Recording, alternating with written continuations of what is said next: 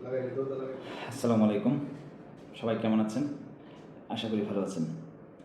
আজকে এসেছি হচ্ছে কমনলি অনেক রোগী আসেন, এসে বলেন যে স্যার আমার তো বুক ধড়ফড় করে। বুক ধড়ফড় কী?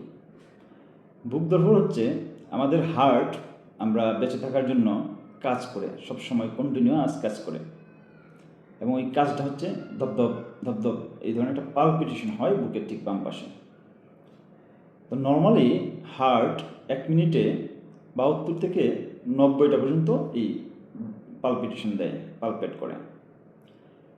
90-এর উপর যদি হয়ে যায় তখন আমরা সেটা বুঝতে পারি, এর আগে বুঝতে পারি না। আর যখনই বুঝতে পারি যে আমার এই বুকের বাম পাশে ধপ ধপ ধপ ধপ করতেছে, ওইটা কি বুক ধড়ফড়ানি বলে।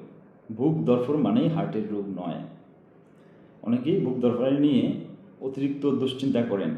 অ্যাকচুয়ালি কি জানেন, ম্যাক্সিমাম কারণ হচ্ছে এই অ্যাংজাইটি বা দুশ্চিন্তা বুক ধড়ফড়ানোর।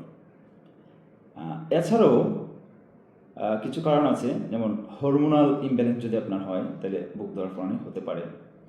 আপনার যদি কোনো কারণে ঘুম কম হয়, কোনো খারাপ সংবাদ শুনেন, তখন বুক ধড়ফড়ানি হতে পারে। এছাড়াও যাদের হচ্ছে অ্যালকোহল নেওয়ার অভ্যাস আছে, এদেরও বুক ধড়ফড়ানি হতে পারে। তাহলে বুক ধড়ফড় করলে কি করতে হবে? বেসিক কারণ হচ্ছে ওই অ্যাংজাইটি বা দুশ্চিন্তা। আপনাকে দুশ্চিন্তা মুক্ত থাকতে হবে। আমি আমার সব রোগীদেরকে বলি, দুশ্চিন্তা কোনো রোগের সমাধান নয়। আসলে জানেন কি, এই দুশ্চিন্তাই আপনাকে একটার পর একটা রোগের দিকে ধাবিত করে। দুশ্চিন্তা করে কখনো কেউ কোনো ফায়দা পায় নাই। দুশ্চিন্তা মুক্ত থাকতে হবে, পর্যাপ্ত ঘুমাইতে হবে, স্বাস্থ্যকর খাদ্যের অভ্যাস করতে হবে।